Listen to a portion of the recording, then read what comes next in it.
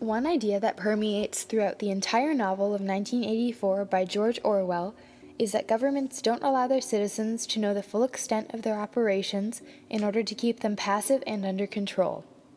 This is a particularly relevant issue today because there have been numerous government cover-ups that have come to light in recent years. In both 1984 and our current society, there are many issues that are present but people choose not to acknowledge. In Western media, things are not entirely hidden so much as not fully disclosed.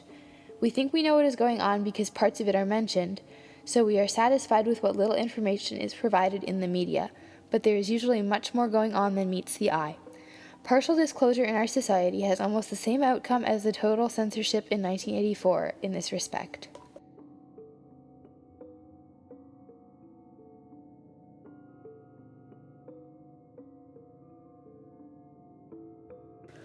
For many years, U.S. citizens have felt assured of their right to privacy. The U.S. government has been able to keep its people calm by masking the truth about how much it monitors them, just as Big Brother in 1984 manipulates and observes everything that his people do. Recently, government surveillance has been brought to the general public's attention in large part because of a massive NSA leak. In the case of this NSA leak, the U.S. sense of privacy was violently shattered when Edward Snowden, a former NSA employee, revealed that the government was accessing and collecting data from huge internet corporations like Google, Facebook, and even phone conversations from Verizon. This created a massive uproar as many people felt as though they had been personally violated by the government, but they only knew this because of the security breach. Had this breach not occurred, the government would have been able to maintain a veil of secrecy and keep the population under control. Unlike our system, the government in 1984 managed to keep this process seamless. Edward Snowden was persecuted by the United States, but was eventually granted asylum by America's longtime rival, Russia, worsening the public's opinion of the government.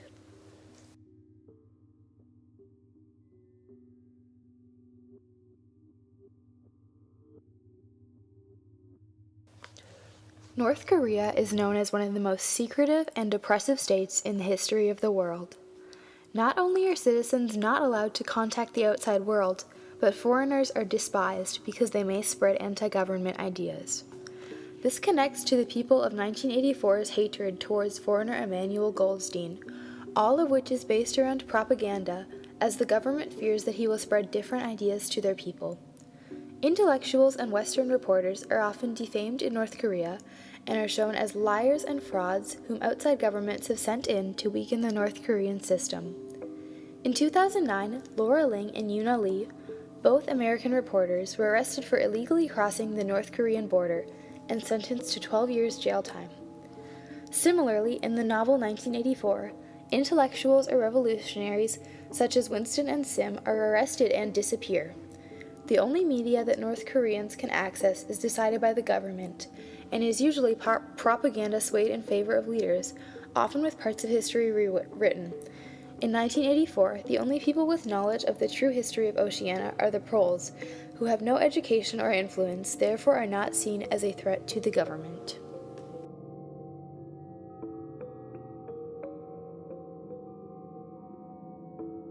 In the novel 1984, an individual could be sent to a joy camp for committing a minor offense or a larger one, such as thought crime.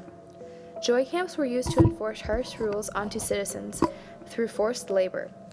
Many countries today use forced labor camps to instill fear in the civilian population in order to keep them under control.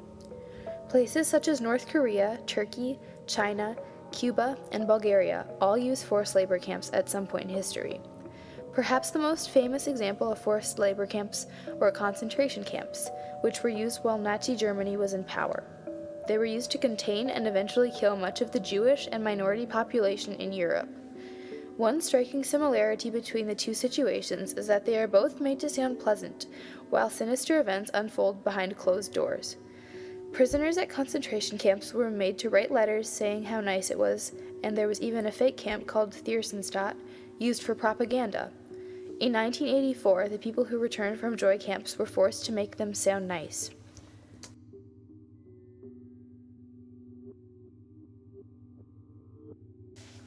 In the book 1984, Oceania is perpetually at war with either East Asia or Eurasia for the benefit of their economy. The party says that this war is to go after Emmanuel Goldstein, an enemy of the party, but in reality they need a way to fuel their economy while keeping citizens in the dark, so they make them work poor jobs only to dump all of the products they make into this unnecessary war in order to keep the cycle going.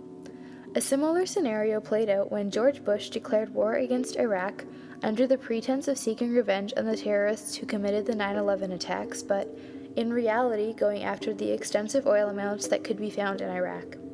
These oil fields were originally owned by the Iraqi government but changed owners to mainly American companies, changing where the money went to.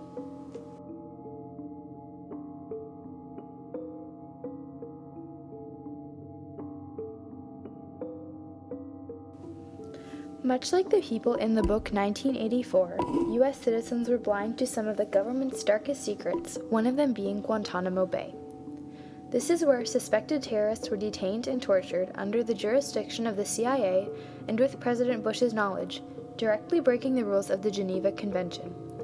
Just as many citizens in George Orwell's 1984 had some idea that bad things happened at the Ministry of Love but either ignored the truth or turned a blind eye to it, U.S. citizens didn't pay much attention to Guantanamo Bay until government reports about it were declassified. However, this was long after many inhumane things had already occurred. The government was able to keep citizens passive by only distributing a small amount of information about the Guantanamo Bay case.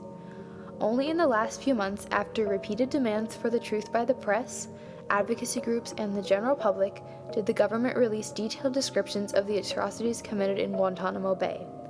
The only difference here is that in the world of 1984, there is no free press or advocacy group to protest their cruel government.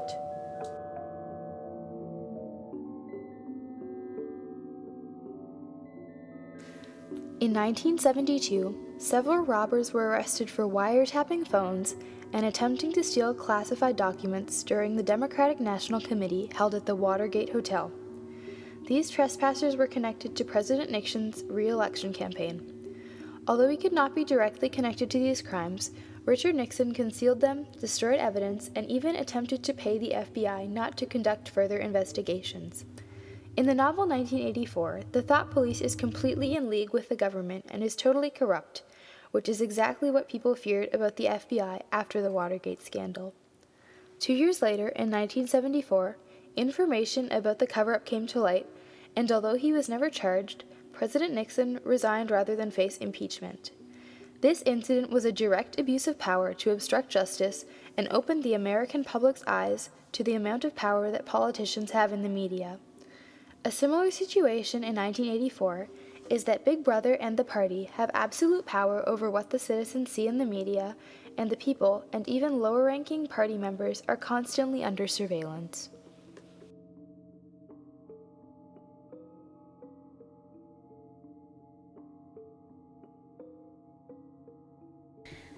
The idea of information mitigation had existed long before 1984 was published, and has been used by many governments to control their citizens' minds and actions. The U.S. government used this tactic when they covered up NSA spying, and North Korea has used it for decades to control its people. However, with the advent of globalization and the internet, this facade has been hard for many governments to keep up. Today, you and I have access to more information than ever before. Now, everyday people have the ability to question their government's actions and find the answers to their questions, which is a luxury that the people of Oceania did not have.